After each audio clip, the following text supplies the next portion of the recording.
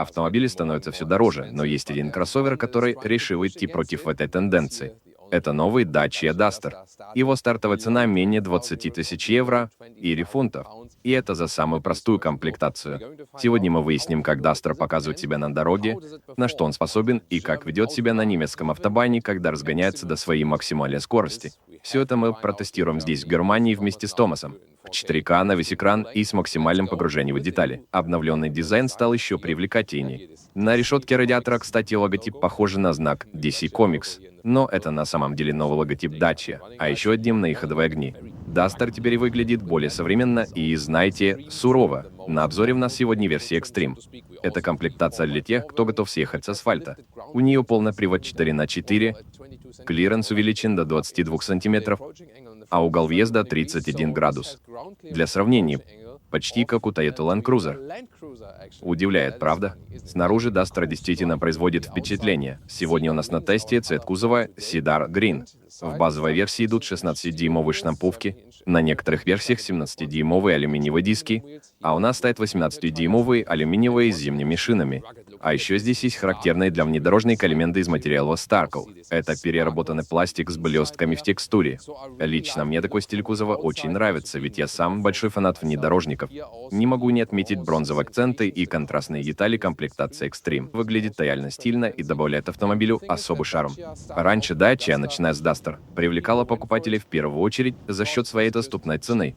Но все изменилось. Теперь этот авто выбирает не только из-за невысокой стоимости, но и потому, что он реально нравится людям, особенно своей внешностью. Что касается размеров, то Duster довольно компактный. Его длина всего 4 метра 34 сантиметра. Кстати, совсем недавно появился новый Dacia Bigster, такой себе старший брат Duster. Мы уже успели посмотреть его на презентации, а скоро покажем вам и тест-драйв. Посмотрите на задние двери. На первый взгляд они выглядят как обычные, но если приглядеться, то можно заметить интересную деталь. Скрытый механизм открывания. Duster бывает в нескольких версиях и чаще всего встречается с передним приводом. Но сегодня у нас на тесте полноприводная модель. О двигателях поговорим немного позже.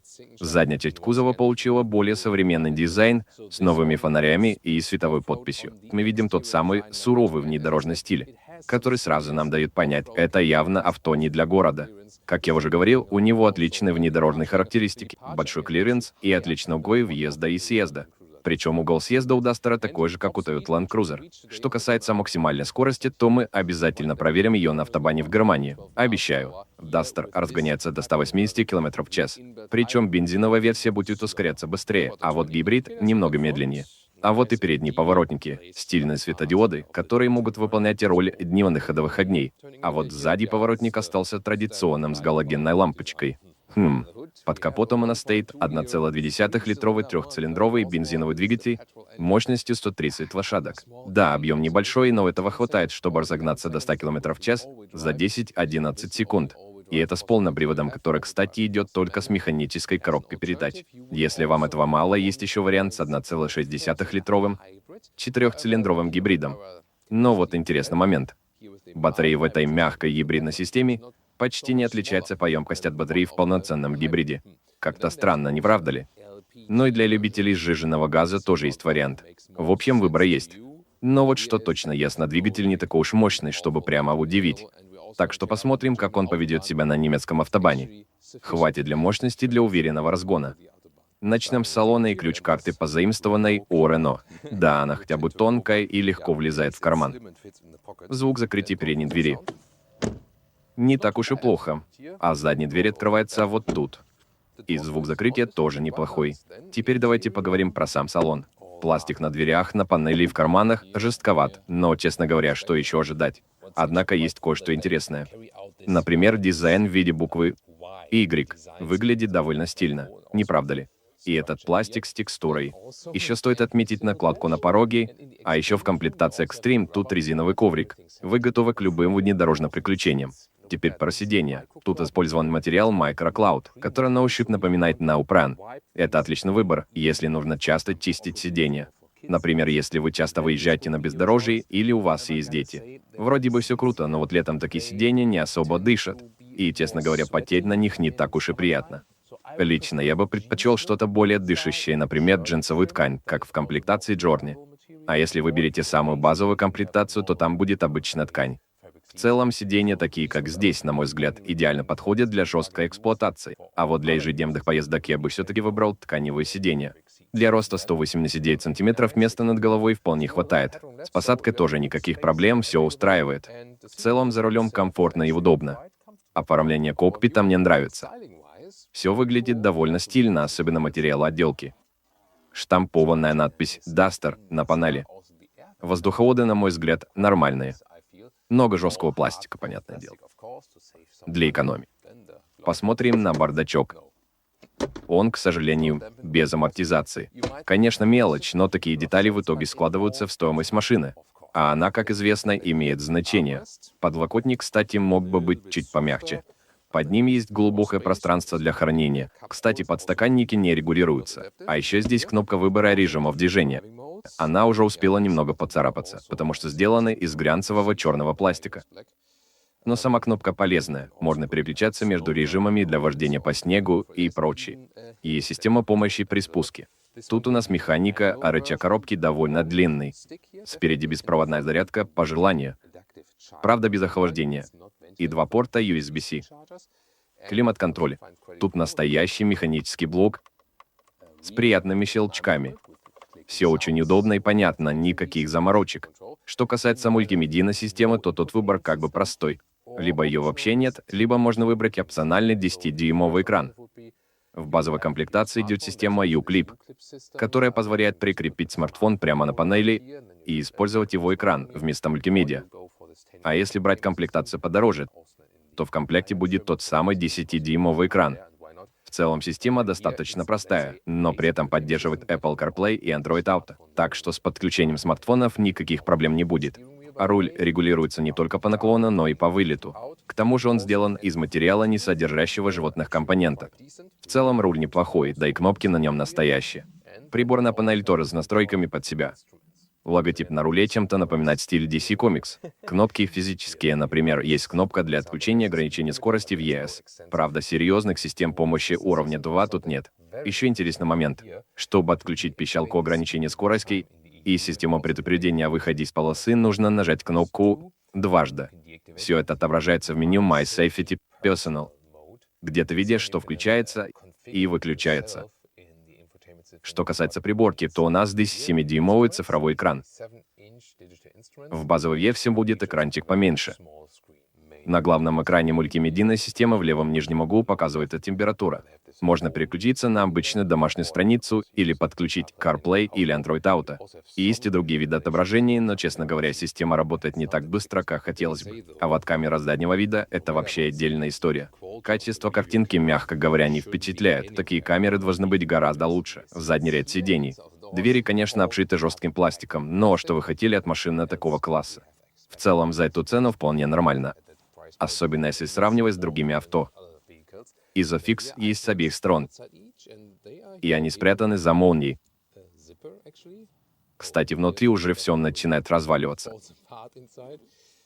Теперь про пространство и сиденье. Если я сяду за собой, то места хватает, но не то чтобы с запасом, так, чуть-чуть впритык. А вот сиденье. А вы знаете, как дети любят пихать сиденья сзади или толкать их? Так вот, это точно почувствуется, когда сидишь спереди за рулем. Я, например, ростом 189 сантиметров, и с высотой до потолка вообще никаких проблем. Посадка удобная. Единственное, ногам немного не хватает пространства, но это ожидаемо для компактного авто. В целом, для своей категории все грамотно спланировано. В центральной консоли заднего ряда есть такая фишка — система U-Clip. Это, по сути, универсальная штука, куда можно прикрепить дополнительные аксессуары, например, подстаканник. А еще там есть вешалка и дополнительный фонарик. Все это можно переставлять как захочешь. Убрал одну деталь и повесил вешалку в другом месте. Очень удобно и продуманно, мне понравилось. Ну и, конечно, 2 порта USB-C для зарядки. Багажник объемом 460 литров.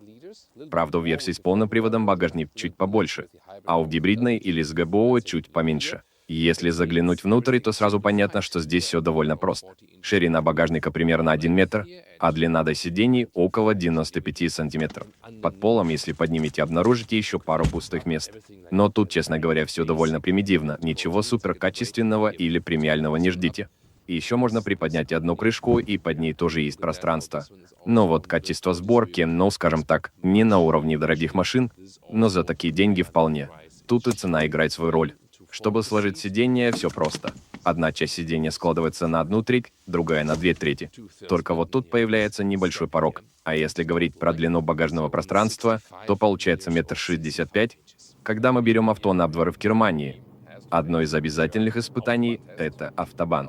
И Dacia Duster не стал исключением. Ну что, поехали. Или, как говорят у нас в Германии, Los geht's. —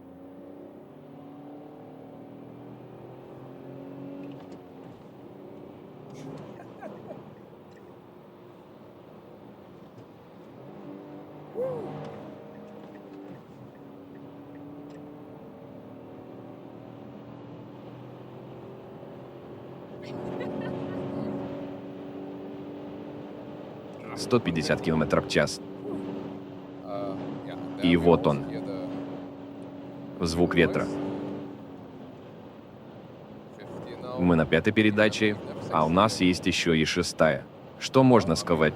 Ветер, конечно, явно слышно. Но это типично для внедорожника. Подвеска мягкая, как и положено внедорожнику.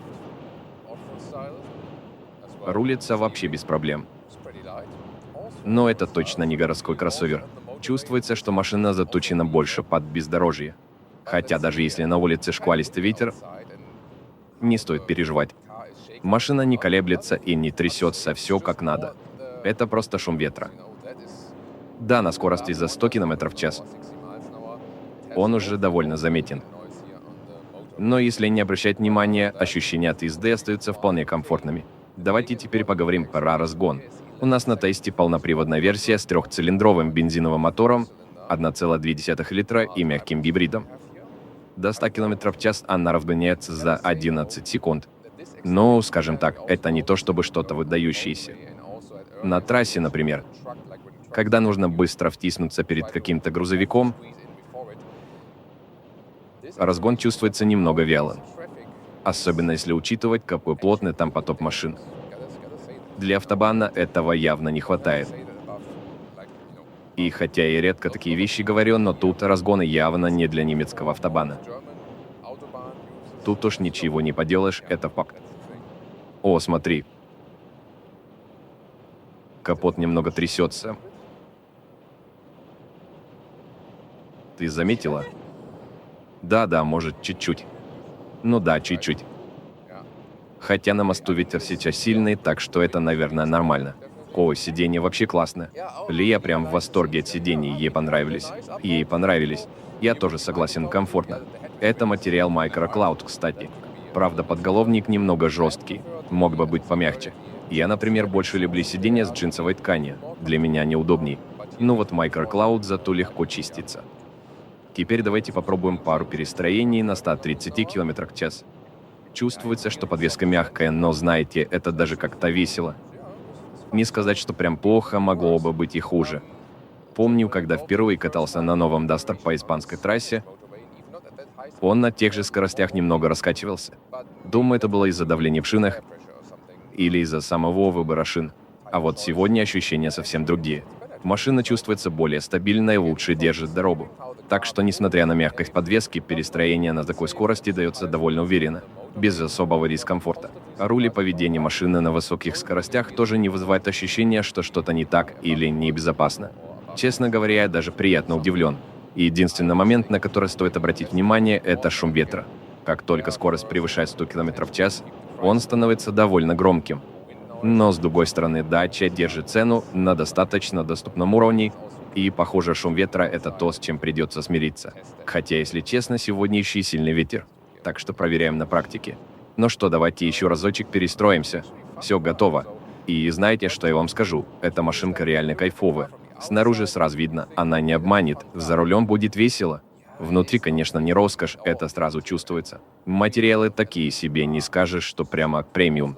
Запах нового авто тоже не такой, чтобы аж, скорее такой стандартный, но не критично. В общем, она не обманывает, все как есть. Но несмотря на все эти мелочи, она реально нравится. Быть за рулем — это точно весело. Как я уже говорил, клиренс и угол подъема у Duster прямо как у Toyota Land Cruiser. И это важно, потому что, оценивая поведение Dacia Duster на дороге, нужно учитывать эти особенности. Эта машина реально готова к жесткому бездорожью.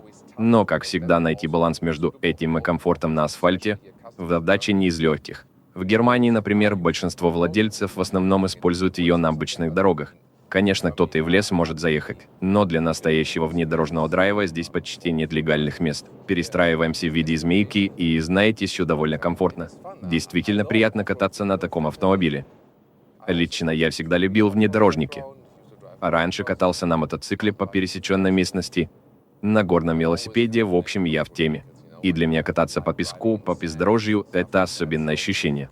Машина вроде Дастера всегда вызывает эмоции.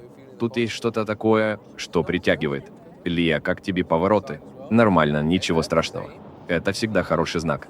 Недавно катался на гибриде с 4-цилиндровым мотором по трассе в Испании, и, знаете, он как-то не оставил ярких впечатлений, как эта версия Duster. Тут обычный бензиновый движок и механика. И, знаете, с этим мягким гибридом Duster дарит гораздо больше эмоций. Машина, которая реально цепляет.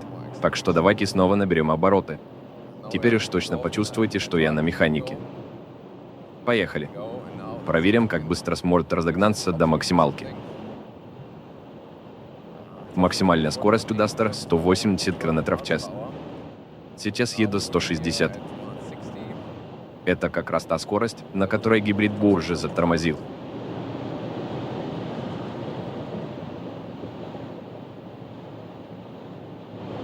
А вот и наша 180.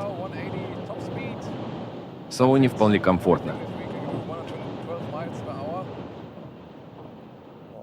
Ощущения на этой скорости нормальные. Конечно, шум от ветра есть, но в целом... О, погодите, что это? Камешек от BMW прямо в лобовое стекло. Ладно, помимо этого стоит отметить, что высокое лобовое стекло все-таки немного влияет на аэродинамику. Но в общем, для такого кузова на скорости машина ведет себя хорошо. Вот снова перестроение. Чувствуется, как слегка потряхивает при смене полосы. Наверное, это из-за большого хода подвески. Но знаете, это не портит впечатлений. Все равно ехать весело. Главное, что нет неприятных ощущений, не укачивает, как бывает в некоторых машинах. Так что да, на скорости Duster держится достойно. Разгон по автобану прошел отлично. Но вот шумоизоляция, честно говоря, не все так круто. Шум от ветра и дороги тут довольно громкий, и с этим точно стоит что-то сделать. Руль, кстати, здесь вполне нормальный, без мертвой зоны и с хорошим ходом, что на самом деле идеально для бездорожья. Еще тут есть система мониторинга слепых зон в зеркале. Но, как видите, она срабатывает с задержкой. Когда машина подлетает быстро, ее эффективность почти нулевая. Скажем так, идея неплохая, но реализована как-то странно. Ведь по-хорошему эта штука должна предупреждать заранее, а не уже после того, как опасность близко.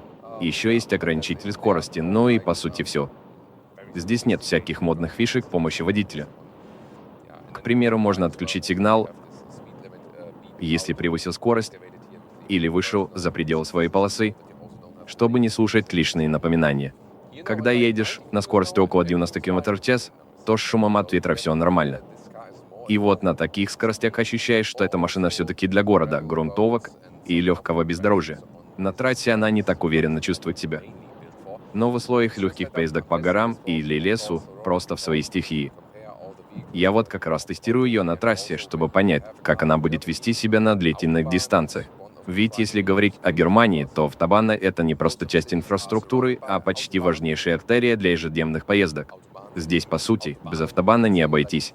Если ты хочешь нормально перемещаться между городами, да и внутри самого города не всегда удобно добираться на обычных дорогах. Вся Европа так или иначе связана с сетью автобанов, поэтому очень важно понять, как Duster будет чувствовать себя на таких трассах. Переключение передач здесь реально приятно. И вот еще момент. Хотя гибридная версия на бумаге и выглядит мощнее, с большими батареями и прочим, но когда мы ехали в горку по трассе, такое ощущение, что двигатель вот-вот заглохнет.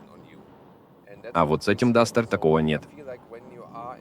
Тут, если вручную переключаешь передачи, сразу понятно, что от машины ожидать.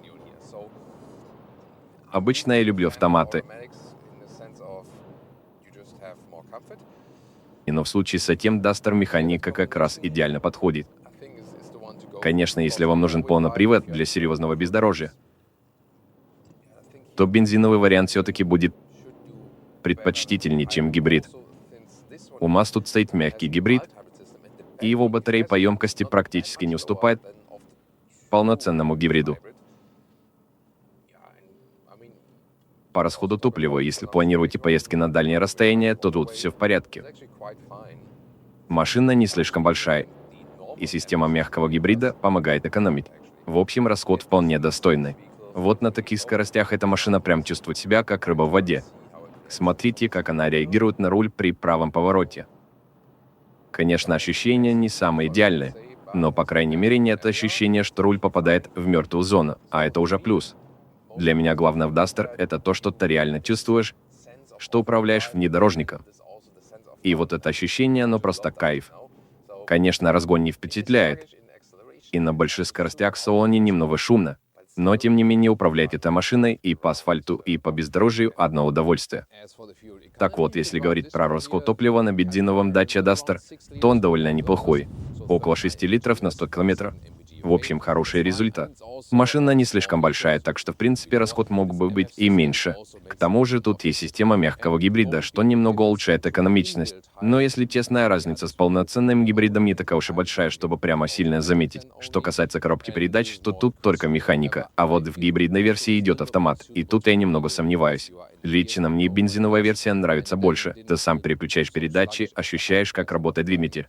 В гибриде же, как мне показалось, иногда немного не хватает прыти. Кстати, я не один такой. Несколько человек, которые тоже тестировали эту модель, сказали то же самое. Бензиновая версия как-то приятней. Но и еще, если у вас в регионе газ дешевый, можно подумать о версии на газу. Это, в принципе, может быть выгодно. Что касается внешнего вида, то Duster выглядит действительно круто. Но вот в салоне ощущение немного другое. Вроде бы все на месте, но сидишь и чувствуешь, что производители немного сэкономили. Это видно не только в отделке, но и в системах безопасности. Например, в системах помощи водителю. Тут тоже есть моменты, где могли бы добавить что-то более продвинутое. Теперь по поводу цены. Как я уже говорил, минимальная стоимость стартует с 19 тысяч евро. То есть это меньше 20 тысяч. Довольно заманчиво. Но если захочется взять модель с кучей опций и топовой комплектации, то цена будет около 29 тысяч евро. И вот тут возникает вопрос. Стоит ли за такие деньги брать Dacia Duster? Или не лучше ли посмотреть на подержанный Audi A6? За 26 тысяч евро можно найти неплохой вариант этого авто в Германии. В общем, всегда приходится делать выбор. Но, на мой взгляд, здорово, что на рынке все еще есть машины, которые стоят меньше 50 тысяч евро или долларов. Это как раз та ценовая планка, которая теперь стала ориентиром для большинства новых автомобилей. И для многих людей это действительно важный вопрос. Так что приятно видеть более доступные варианты, которые не выводят цену в космос. Кстати, если вам интересно, загляните в мой другой обзор. Там я рассказываю про гибридную версию Duster, или можете глянуть на новый Dacia Bigster.